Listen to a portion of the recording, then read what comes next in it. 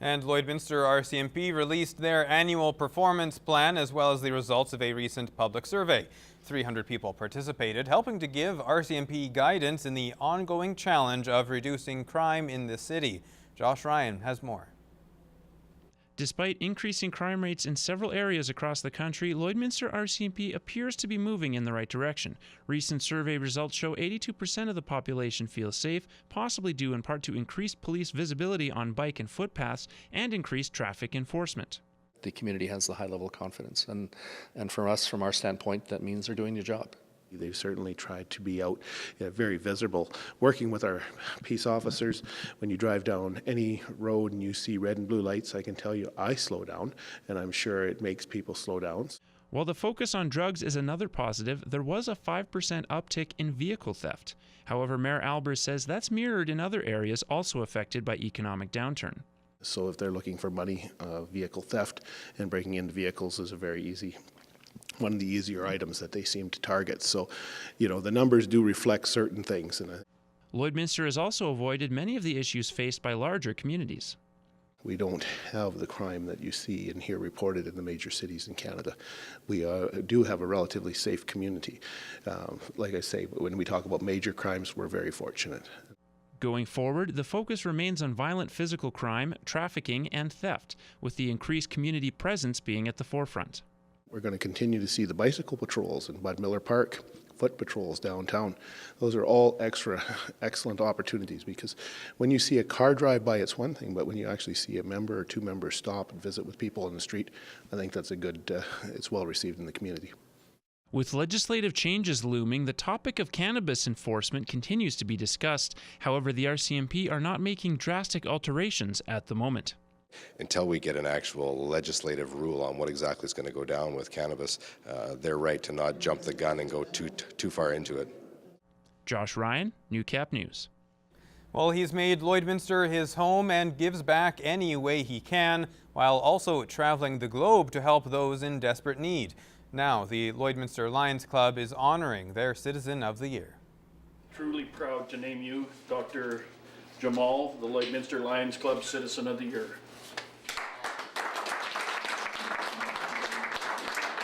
The Lions Club surprised Dr. Neki Jamal Monday night, honoring him for the work he does in Lloydminster and around the world. I'm beyond blown away. It's an incredible honor. I've been part of Lloydminster for 10 years now. Lloydminster's been my home.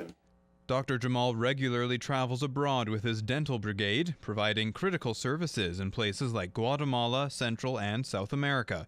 He also started Quench, a program that provides clean water to drought-stricken areas of Nicaragua. 2 or 3 weeks of his profession, that's a big sacrifice, and he just loves it. And considering that he's done it now for 12 trips, 12 missions that he's done, this guy is unbelievable. The Lloydminster Lions Club has been recognizing Citizens of the Year since 1959. You look around, there's some phenomenal people in Lloydminster that do make a difference. But Jamal doesn't do it for the recognition. Knowing that there's disparity in life, it's knowing that we're so fortunate to be born in Canada and have so many opportunities to go to school, to turn on our taps and get fresh, clean water and not even think twice about it. The annual MS Walk is celebrating its 20th anniversary in May. As Michaela Henschel reports, one local man's fight against MS has inspired this year's theme. Excellent. Only 5 years ago, Brett Coe was living a normal life in Marshall with his wife and 2 young children. But that all changed in 2013 when half his body went numb. I didn't know what was going on, to be honest with you. I thought I had no idea, honestly. It was just terrifying. Brett was diagnosed with primary progressive MS in the spring of 2013. Due to the physical toll of the disease, Brett was forced to leave his job and set aside his love of music. What now? What do I do? Where do I go? What is the future going to bring for me, for my family? Who do I talk to? Brett and his wife turned to the MS Society in Lloydminster, where they were connected with resources and support. It is a wonderful plethora of information from advocacy to housing to legal to jobs. It's everything. A year following his diagnosis, Brett and his family signed up for the Jamin-built MS Walk. Their resilience and positive attitudes inspiring this year's theme, family. Brett's family has been such a huge inspiration to our chapter that I thought, you know what, let's talk about family this year. It's our 20th anniversary. Families have pulled together for 20 years to come to our walk and support us. Let's focus on family, including the pets. For the past 20 years, the walk has raised money for the non-curable disease, which affects 1 in every 340 Canadians. But above all, it spreads awareness. I just want more people to realize what's going on with us and how they can help and just support us. And coming to the walk is a big thing.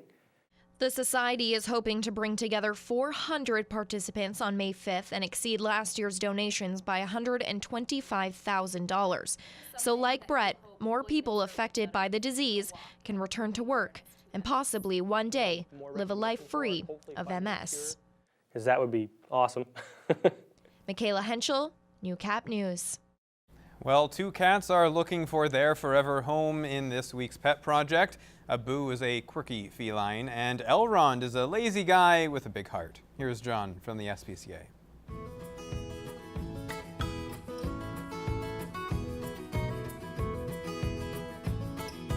Playful, curious, and energetic are just a few words to describe Abu. This is one absolutely lovely feline who is guaranteed to bring a smile to your face. Abu is a fun-loving girl. She just loves attention. She's a regular class clown. Whether it's pouncing on her favorite toy or doing cartwheels in her kennel, Abu will have you laughing out loud with her quirky personality. If you're looking for a cat to add some zest to your life, then you just have to meet Abu. No matter the weather outside, the sun will always be shining bright when you have Abu by your side. Be sure to stop by the SPCA and meet this amazing feline today. Like the mighty Elrond of Lord of the Rings, Elrond can fill a room with his big personality. He doesn't say a lot. He's perfectly content to sit high in his scratching post and observe the world go by. But when needed, Elrond will be there to lend a helping hand.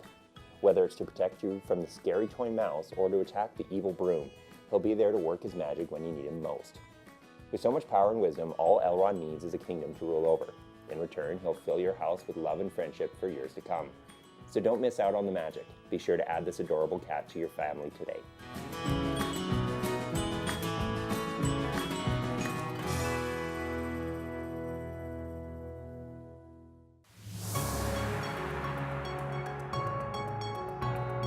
This is Newcap Sports. A 4th place finish at ACAC Championships wasn't a bad result given the Lakeland Rustlers women's basketball team's inconsistent season. It's left many people around the team wondering, what if? How good could the team have been with arguably the conference's top player on the floor, a player that missed an entire season due to injury? Lance Phillips has the details. The Lakeland College basketball season is over, but for one of its prize players, the work is just beginning. During last offseason, second-year point guard Tori Dugan suffered a torn ACL and missed the 2017-2018 season. But some recent news has the Australian native feeling optimistic. I've got one last visit before I'll go home at the end of the month, and just to see if she thinks that I'm fully ready to return. But as of now, everything's going well. Right now we're seeing her being able to do a lot more things on the floor. We've went through some skill stuff. She's getting up and down. Now there is still swelling, but to see her almost recovered at this point is pretty fantastic. It takes a lot of physical endurance to overcome an injury of this magnitude, not to mention the mental fortitude required. And this was one of the areas where Dugan struggled the most. I had an expectation of coming in and just thinking that my recovery would just go straight up. Honestly, it has been a really big roller coaster. If someone told me before that my rehab would be what it was like this year, I would have not believed them. The point guard's skills on the court are well documented, helping lead the 2015-2016 Rustlers to a perfect 24-0 regular season record. She's a threat that can't be ignored, and with other team strengths already in place, can only help the Rustlers return to former glories. We have the potential to outrun any team, and I think that's a very big asset of my game, is seeing the floor well and pushing the ball at all opportunities. I get more thrill of an assist or making players better around me than scoring myself, and I think we've got enough scorers and people who can, put the ball in the hoop. I think she's the best point guard in our conference. Defensively, she's very good, but she's also a good leader on the floor. So she always brings intensity up. Her competes very high. And just having her around the girls is a huge help for our program. Lance Phillips, Newcap Sports, Lloydminster. And that's your first look at sports. Gerard Lampow is in next with your weather details.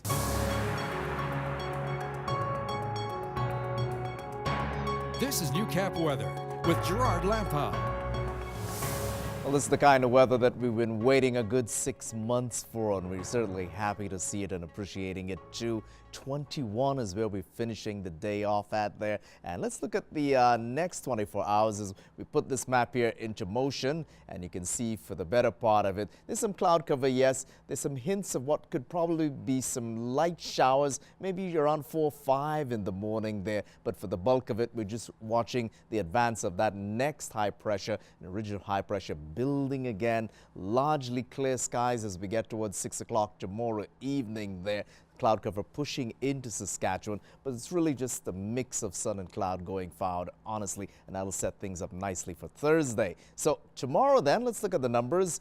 A little cooler than what we saw today there, maybe 7 degrees off of it, but these numbers, these 14s are just a return to the seasonal average. 15 in the case of Bonneville, 14 out to Edmonton, 14 at Wainwright tomorrow, 13 for Provost and Macklin into Maidstone areas there. And as we head off to Isle Cross, 11, 14 is possible for Green Lake and Meadow Lake, 12 at St. Walburg, 14 as well. Tomorrow's daytime high forecast for the Battlefords and area.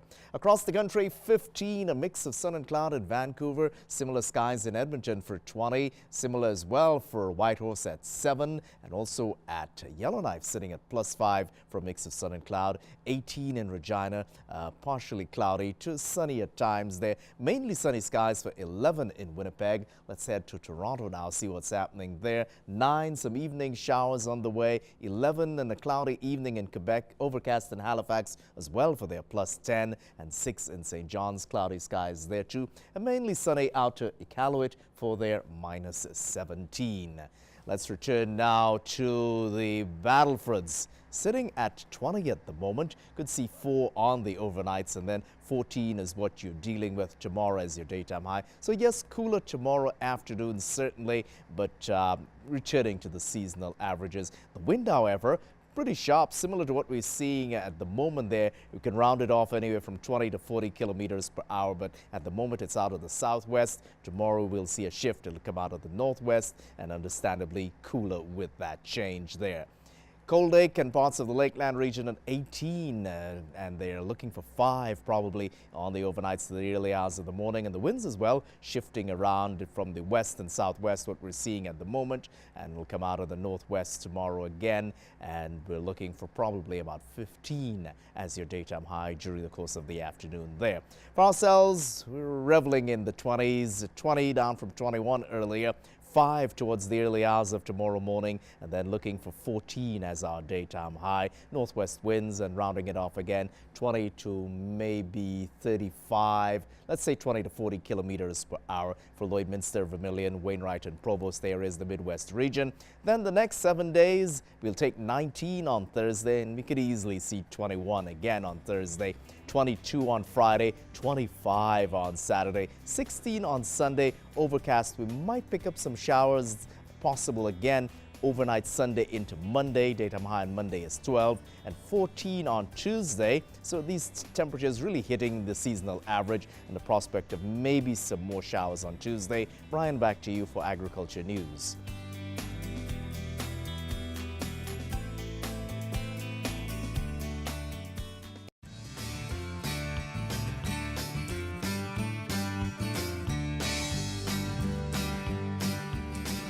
Baby chicks are another way to draw kids into the story of where our food comes from. Gerard Lampow met an egg producer who enjoys that relentless clucking sound. Dallas Eckert raises chickens just south of Lloydminster. He says it's hard to estimate how many chickens he has. Oh, that's a loaded question. That's something you don't ask somebody with chickens, is how many chickens do you have? Because the number changes Yeah, as you say it. that's right. You can't always give the right answer. So. Eckert figures he has about 60 chickens. He was one of the presenters at this year's Ag Education Day for grades 1 and 2. What we're telling them today is the once over on chickens, where the chickens come from, out of the eggs, how we get them out of the eggs, how we raise them, what we use them for afterwards, what we can use eggs in. Answering those basic questions raise even more questions in these young minds. You got to understand what chickens eat, what you need to look after them, that if you're getting chicks, you do have to keep them on heat for a while, what they need to eat, keep them alive, and what you can get out of your chickens. And then there's the challenge of explaining why we are raising these cute animals. I don't know, I guess I grew up on the farm, so to me that was just kind of the circle of life. You knew that was how it worked. For these kids, the story of where our food comes from takes second place behind enjoying a day with animals. When we got to pet the chickens. Yeah? So you're pretty happy with chickens? Do you have chickens at home or one of your relatives? My grandma has chickens. Gerard Lampow, Newcap News.